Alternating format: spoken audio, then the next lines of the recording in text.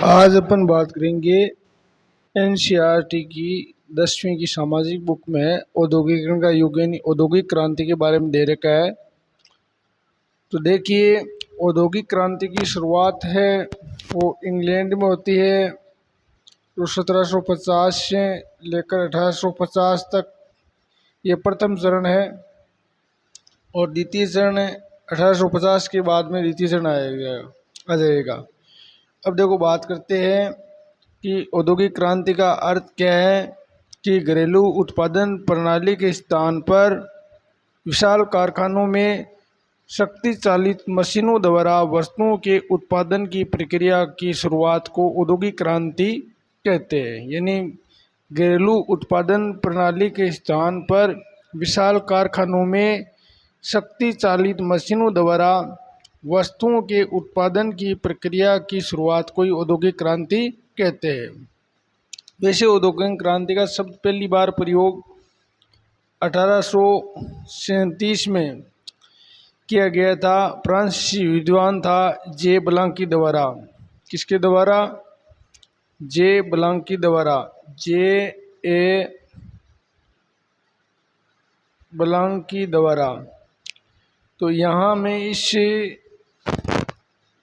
इस औद्योगिक क्रांति को एनसीईआरटी 10वीं के अनुसार ले रहा हूँ, तो सभी के ये उपयोगी है ये वीडियो। अब देखिए, एक चित्र दे रखा है महिला का। इसमें अलग अलग इसका अर्थ है। अब देखो, इसमें पढ़ते अपन क्या दे रखा है। ये देखो,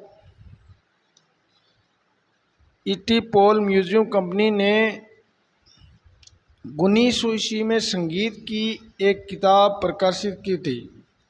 जिसकी जिल्द पर दी गई तस्वीर में नई सदी के उदय डॉन ऑफ द सेंचुरी का ऐलान किया था, जैसे कि आप इस चित्र में देख सकते हैं।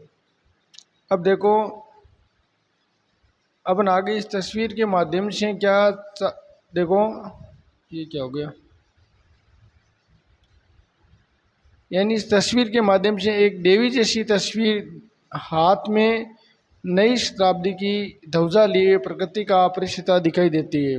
तो देवी हाथ में नई शताब्दी की ध्वजा लिए प्रकृति का परिचिता दिखाई देती है। उसका एक ही पांव पंख वाले पहिए पर टिका हुआ है और ये पहिया समय का प्रतीक है।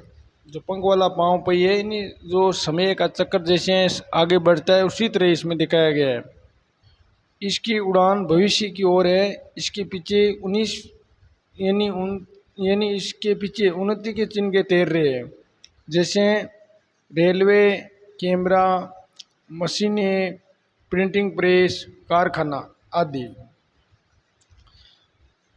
अब देखो, औद्योगिकरण है वो मशीनों के द्वारा वस्तुओं का उत्पादन होता था। तो मशीनें और तकनीक, ये चीज़ इसमें इम्पोर्टेंट है। ये महिमा मंडल एक तस्वीर में और ज़्यादा साफ दिखाई देती है कि ये तस्वीर एक व्यापारिक पत्रिका के पन्नों पर 100 साल से भी पहले छपी थी। इस तस्वीर में दो जादूगर दिखाए गए हैं। ऊपर वाले हिस्से में प्राच्य इलाके का अलादीन है। अलादीन का मतलब चिराग, कि प्राच्य अलादीन जिसने अपने जादू चिराग को रगड़कर एक भव्य महल का निर्माण कर दिया है। अब देखो, इसमें प्राच्य का अर्थ क्या दे रखा है। देखिए, भूमध्य सागर के पूर्व में स्थित देश है। यानी जैसे अपन बात करते हैं भूमध्य सागर के पूर्व में, तो यूरोप देश ही आते हैं इसके अंतर्गत। आम तौर पर ये शब्द एशिया के लिए इस्तेमाल किया जाता था। तो अब ये अगर बात करें तो एशिया के लिए इस्तेमाल भी किया जाता था ये। और पश्चिमी नजरिए प्राच्य इलाके में पूर्व आधुनिक, पारंपरिक और रहस्यमय थे। तो ये इलाके पूरे आधुनिक, पारंपरिक और रहस्यमय थे। तो इसका अर्थ क्या हो गया? प्राच्य भूमध्य सागर के पूर्व में स्थित देश, वो इसके अंतर्गत आ जाएंगे। और ज़्यादातर वर्तमान में देखा जाए तो ये क्या है, एशिया के लिए इस्तेमाल किया जाता था। अब देखिए,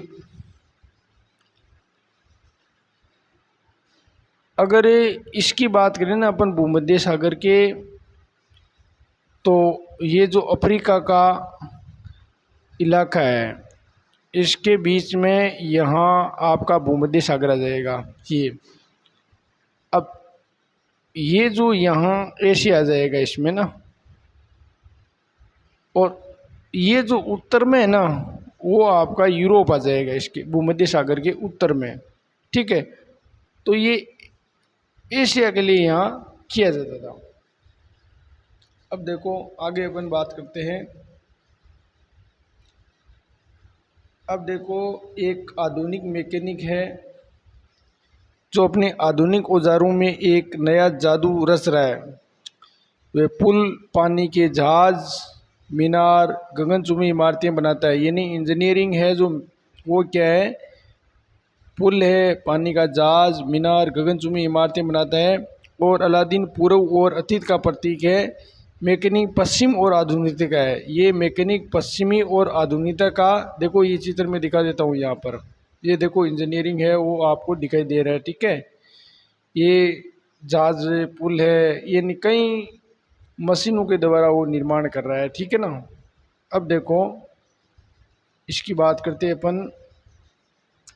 ये तस्वीर आधुनिक विश्व के विजय गाथा कहती है। इस गाथा में आधुनिक विश्व दूर तकनीक बदलावों का आविष्कारों, यानी आधुनिक समय में विश्व तकनीक की अगर बात करें तो आविष्कारों है, मशीनों है, कारखानों है, रेलवे है और वाष्पोतों की दुनिया में दर्शाया गया है। तो विश्व दूरगामी तकनीक में आविष्कार वे थे मशीनों का, कारखानों का, रेलवे का और वाष्पोतों का। जो वाष्पोतों का मतलब जो जहाज बनाए गए ना वो वाष्प चालित थे। इसमें औद्योगिकरण का इतिहास विकास की कहानी के रूप में सामने आता है और आधुनिक युग के तकनीकी प्रगति में भव्य युग के रूप में उभरता है। अब देखो आगे की बात करें अपन। अब ये छवियाँ संबंधित लोकमानस का हिस्सा बन चुकी है। क्या आप भी तेज औद्योगिक प्रगति और आधुनिकता के काल के रूप में नहीं देखते? जो औद्योगिकरण हुआ वो प्रगति का प्रतीक और आधुनिकीकरण का काल अपन कह सकते हैं इसको। क्या आपको नहीं लगता है कि रेलवे फैक्ट्रियों का निर्माण हुआ, गगनचुंबी इमारतों का निर्माण हुआ, पुलों का विस्तार हुआ और समाज के विकास का द्योतक हुआ? अब देखो ये छवियाँ किस प्रकार विकसित हुई, इन विचारों से हमारा क्या संबंध है? क्या औद्योगिकरण के लिए तीव्र तकनीक का विकास हमें ज़रूरी होता है? यानी औद्योगिकरण में क्या है कि तकनीक को काम में लिया गया था और वो क्या हमेशा ज़रूरी होता है? क्या आप हम तमाम तरह के कामों के दिनों दिन बढ़ते मशीनीकरण का गुणगान कर सकते हैं? तो दिनों दिन मशीनीकरण का जो है वो बढ़ रहा था और औद्योगिकरण से लोगों की ज़िंदगी पर क्या असर पड़ा, ऐसे सवालों का जवाब देने के लिए हम औद्योगिकरण के इतिहास को समझना पड़ेगा। इन सारे प्रश्नों का जवाब आपको मिलेगा। अब विस्तार से पढ़ेंगे इस पाठ में आप। अब देखो हम इतिहास पढ़ेंगे या हम दुनिया के पहले औद्योगिक राष्ट्र ब्रिटेन और उसके बाद भारत में औद्योगिकरण का अध्ययन करेंगे, जहाँ औद्योगिक बदलावों का पैटर्न औपनिवेशिक शासन से तय हो रहा था। जब भी बात करें तो जो औद्योगिक बदलाव आया ये औपनिवेशिक शासन, यानी जो अंग्रेज भारत में जब शासन कर रहे हैं या अन्य देशों पर, उस समय ही औद्योगिक क्रांति है की शुरुआत हो गई थी। अब देखो आगे का अपन इसमें बात करें तो देखते हैं औद्योगिक क्रांति से पहले, तो अब अपन इसके बारे में विस्तार से पढ़ते हैं। देखिए औद्योगिकरण का अक्सर हम कारखानों के विकास के साथ जोड़कर देखते हैं, यानी अपन देखते तो कारखानों के विकास के साथ जोड़कर देखते हैं। जब हम औद्योगिक उत्पादन की बात करते हैं तो हमारा आशय फैक्ट्रियों में होने वाले उत्पादन से होता है। यानी जो फैक्ट्रियों में उत्पादन होता है वो कारखानों में होता है। जब हम औद्योगिक मजदूरों की बात करते हैं तो हमारा आशय कारखानों में काम करने वाले मजदूरों से होता है। तो औद्योगिक मजदूरों की बात करते हैं तो आशय कारखानों में काम करने वाले मजदूरों से ही होता है। औद्योगिकरण के इतिहास का अक्सर प्रारंभिक फैक्ट्रियों की स्थापना से शुरू होता है। तो औद्योगिकरण के इतिहास अक्सर कहाँ है? फैक्ट्रियों की स्थापना से शुरू होता है। अब देखो नए शब्द है आदि, ये भी देख लीजिए पहले आप। कि आदि क्या है, किसी चीज की पहली या प्रारंभिक अवस्था का संकेत। ये इसका अर्थ हो गया आदि का। अब देखो यहाँ अपन बात करें इसकी कि इस सोच में एक समस्या है। दरअसल इंग्लैंड और यूरोप में फैक्ट्रियों की स्थापना से पहले ही अंतर्राष्ट्रीय बाजार के लिए बड़े पैमाने पर औद्योगिक उत्पादन होने लगा था। इंग्लैंड यूरोप की जो फैक्ट्रियां हैं, अंतर्राष्ट्रीय बाजारों पर बड़े पैमाने पर औद्योगिक उत्पादन होने लगा था। और ये उत्पादन फैक्ट्रियों में नहीं होता था। बहुत सारे इतिहासकार औद्योगिकरण के इस चरण में आदि औद्योगिकरण नाम देते हैं। तो शुरुआती दौर था ये, जहाँ से उत्पादन फैक्ट्रियों में नहीं होता था। बहुत सारे इतिहास औद्योगिक इस चरण में आदि औद्योगिक क्रांति देते हैं नाम। अब देखो आगे है, बात करते हैं कि 18वीं और 17वीं और 18वीं शताब्दी में यूरोप शहरों के सौदागर गांवों की तरफ रुख करने लगे थे। तो ज़्यादातर 17वीं 18वीं शताब्दी में यूरोप के जितने भी सौदागर थे वो गांव की तरफ आने लगे थे और वे किसानों और कारीगरों को पैसे देते थे। तो ये पैसे वाले थे, किसानों और कारीगरों को पैसे देते और उनसे अंतर्राष्ट्रीय बाजार के लिए उत्पादन करवाते थे। अंतर्राष्ट्रीय बाजार में जो वस्तुएं या बिकती थी उनका वो उत्पादन करवाते थे। उस समय विश्व व्यापार के विस्तार, दुनिया के विभिन्न भागों में उपनिवेश की स्थापना के कारण चीज़ों की मांग बढ़ने लगी थी। धीरे धीरे दुनिया में क्या है, उपनिवेशवाद की होड़ में ज़्यादातर जैसे इंग्लैंड के 63 उपनिवेश थे, अन्य देशों में पुर्तगाल है, डच है, फ्रांस से, उन्होंने भी अपने उपनिवेश स्थापित किए। और धीरे धीरे क्या है कि इन चीज़ों की मांग बढ़ने लगी। इस मांग को पूरा करने के लिए केवल शहर में रहते हुए उत्पादन नहीं बढ़ाया जा सकता था। वजह ये थी कि शहरों में शहरी दस्तकारी, जो दस्तकारी का मतलब जो हाथ से किसी वस्तु का निर्माण किया जाता है वो दस्तकारी हो सकता है। व्यापारिक गिल्ड्स काफ़ी ताकतवर थे। तो व्यापारिक जो गिल्ड्स है वो शहरों में काफ़ी ताकतवर थे। अब देखो यहाँ पर ये गिल्ड से उत्पादकों के संगठन होते थे। ये गिल्ड अपने आप में क्या है कि एक संगठन होता था। गिल्ड से जुड़ी उत्पादन कारीगरों को प्रशिक्षण देते थे। अब देखो उत्पादों पर नियंत्रण रखते थे ये गिल्ड्स। और प्रतिस्पर्धा, आपस में टक्कर होती थी। यानी प्रतिस्पर्धा का मतलब आपस में, जैसे किसी का अपन निर्माण करते हैं तो दो कंपनियां प्रतिस्पर्धा रहती है, तो इसीलिए इनके बीच में व्यापार में भी प्रतिस्पर्धा रहती थी और मूल्य तय करते थे तथा व्यवसाय में नए लोगों को आने से रोकते थे। और शासकों के ने भी विभिन्न गिल्ड्स को खास उत्पादों के उत्पादन और व्यापार का एकाधिकार दिया हुआ था।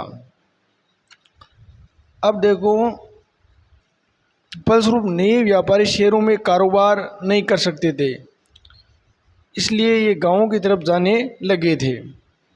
तो ज़्यादातर नए व्यापारी शहरों में कारोबार नहीं कर सकते, इसलिए गांवों की तरफ ये जाने लग गए थे। यहाँ देखो नॉर्मल बात है, एक देखो यहाँ आपको दिखा देता हूँ, ये आपको चित्र दिखाई दे रहा है ना, ये चित्र है 18वीं सदी में कताई को देख सकते हैं। सभी सदस्य धागा बनाने काम में लगे, ये दे रखा है सरकार, ठीक है ना। तो यहाँ अपने आगे बात करते हैं इसकी, यहाँ तक पढ़ लिया ना अपन, ये लो। तो गांव में क्या है, काश्तकार और दस्तकार सौदागरों के लिए काम करने लगे थे। और जैसा कि आपने पिछले साल पाठ्य पुस्तक में देखा है, एक ऐसा समय था खुले खेत में ख़त्म होते जा रहे थे और कॉमन्स की बाड़ाबंदी की जा रही थी। अब अपनी रोजी रोटी के लिए साझा ज़मीन, जलवान की लकड़ी, बेरियां, सब्जियां, भूसा, चारण आदि बीनकर काम चलाने वाले छोटे किसान, कॉटेजर और गरीब किसान आमदनी के लिए नए स्रोत ढूंढ रहे थे।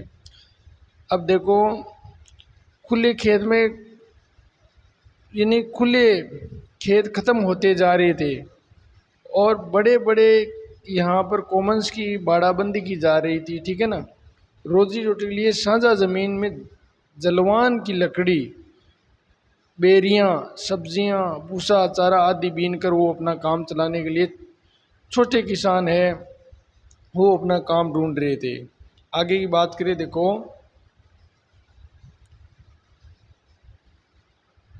तो बहुत के पास छोटे मोटे खेत तो थे, लेकिन उनसे घर के सारे लोगों का पेट नहीं भरता था। इसलिए सौदागर वहाँ आए, बड़े बड़े सौदागर पैसे वाले लोग वहाँ आए और उन्होंने माल पैदा करने के लिए पेशकश की रकम दी, उधार पैसे दिए। तो किसान फौरन तैयार हो गए कि हम कृषि कर लेंगे और सौदागरों के लिए काम करते हुए, गाँव में रहते हुए अपने छोटे खेतों को संभाल सकते थे। तो इन सौदागरों ने ये फ़ायदा गाँव में उठाया था। ये देखो आगे की अपन बात करें तो देखो ये